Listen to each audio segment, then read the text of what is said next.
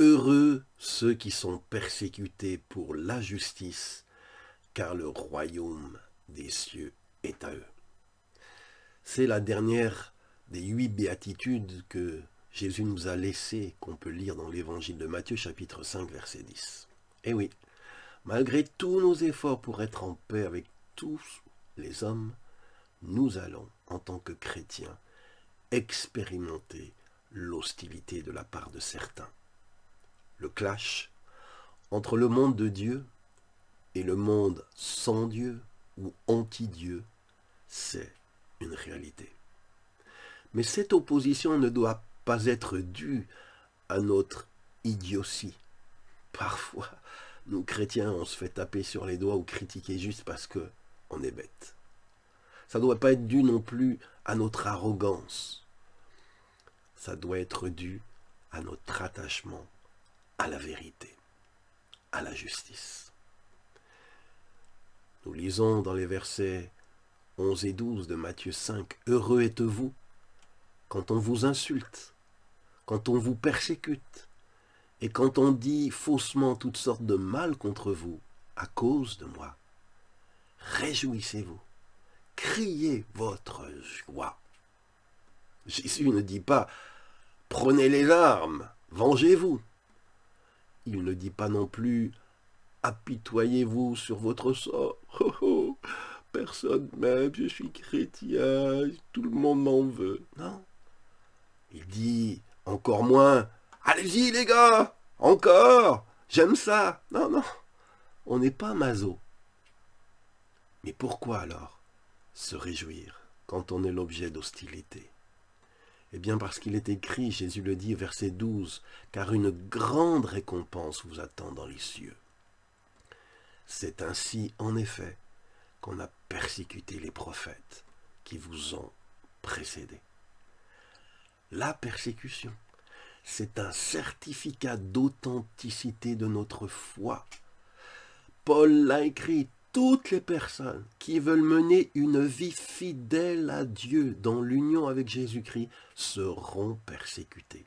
On le lit dans 2 Timothée 3, 12. Donc si tu es persécuté, c'est une marque, à moins que ce soit pour ta folie, mais on a écarté ça, mais c'est une marque que tu mènes une vie fidèle à Dieu. Vous savez, il y a un pasteur allemand, Dietrich Bonhoeffer, qui s'est opposé au nazisme. Eh bien, il a écrit « La souffrance, c'est la marque du vrai disciple ». Et lui, il l'a connu. Emprisonné dans le camp de concentration de Flossenbürg, il a été exécuté en avril 1945, juste quelques jours avant la libération. Pourquoi ? Juste persécuté à cause de la justice, de s'être élevé contre l'injustice. Et vous savez, l'opposition au vrai christianisme va grandir, est en train de grandir. Jésus nous a prévenus. Vous serez haïs de tous à cause de mon nom. Matthieu 10, 22. Non, je ne suis pas paranoïaque. Mais je ne veux pas être surpris quand la persécution s'intensifiera. Ils sont heureux, ceux qu'on fait souffrir parce qu'ils obéissent à Dieu. Oui, le royaume des cieux est à eux. C'est ce que Jésus nous a dit, Matthieu 5, 10. Alors Seigneur, je prie qu'au moment de la souffrance, ton esprit me rappelle ces paroles et qu'au lieu de tenter de rendre le mal pour le mal ou de m'apitoyer sur mon sort, je puisse me réjouir parce que c'est une marque que tu m'as donné le privilège d'être associé à toi. Et toi le maître, tu as été persécuté. Alors moi, ton serviteur, ta servante, je le serai aussi. Jésus, je me prosterne devant toi et je demande qu'au jour de la difficulté, de la persécution, tu me donnes la grâce, la force de l'endurer et aussi la force et la grâce d'aimer mes ennemis. Au nom de Jésus. Amen.